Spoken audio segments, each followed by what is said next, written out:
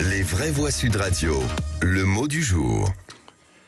Puisque ce 3 novembre de l'an de grâce 2022, nous célébrons la journée mondiale de la gentillesse, j'ai décidé de lui consacrer ce mot du jour. Pour le Larousse, la gentillesse est le caractère de quelqu'un qui est gentil, agréable, gracieux, d'une complaisance attentive et aimable, bref, tout moi. On allait dire qu'on s'identifie. Gentillesse est un mot né au XIIe siècle. Philippe Bilger s'en souvient parfaitement, puisqu'il était déjà avocat général auprès du roi de France, Philippe Auguste. Gentillesse s'écrivait avec un J et un A et signifiait noblesse de naissance. Et j'avais envie de poser là, au grand jour, la gentillesse des vraies voix.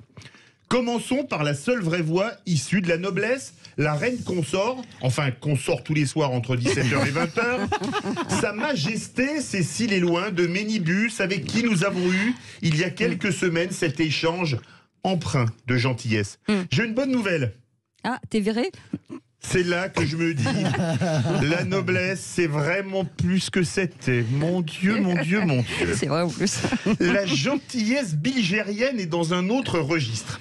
Dans les débats des vraies voix, il commence toujours par une réponse empreinte de gentillesse avant de conclure par une étable. Pourquoi une étable ? C'est le seul synonyme que j'ai trouvé à vacherie pour le dire avec gentillesse. La gentillesse bilgérienne, c'est la gentillesse interruptus qui l'empêche fréquemment d'aller au fond des débats. Continuons le tour de table.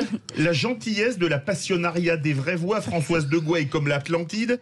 Tout le monde en a entendu parler, mais personne ne l'a jamais vue. Qu'est-ce que t'es méchant.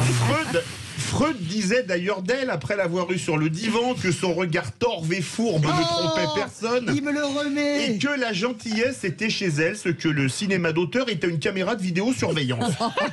Pardon Françoise, je ne fais que citer le psychanalyste et j'ai tout lu Freud. C'est votre genre. Alors là, c'est vraiment votre genre. Là, tu vois, exemple de ma gentillesse. Vraiment un illettré comme toi. Enfin, j'ai découvert la gentillesse ménardesque à laquelle je ne m'attendais pas du tout. Oh là et là, la quelle grosse, surprise. la grosse lèche. Je trouve sur mon répondeur un message qui, visiblement, ne m'était pas tout à fait destiné. Un message qui disait Salut, c'est Seb. Demain, je retourne chez la Blondasse et le Chauve, hein, des vraies voix, tu le sais. Il faut absolument qu'on organise un dîner avec eux mercredi soir. Ah bon, tu sais, c'est pas des têtes de vainqueurs. Hein. Par rapport à eux, Nabila et Ribéry, c'est quand même Pierre et Marie Curie. J'en déduis donc que notre vraie voix basque pratique la gentillesse avec une poignée de gravier trempé dans le piment d'Espelette. Ça pique un peu, mais même pas mal.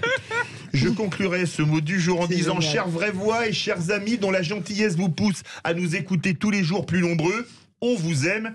Et merci à Cécile de Ménibus d'avoir écrit ce mot du jour alors que j'étais en manque total d'inspiration. Une belle marque de gentillesse. Je vous hais.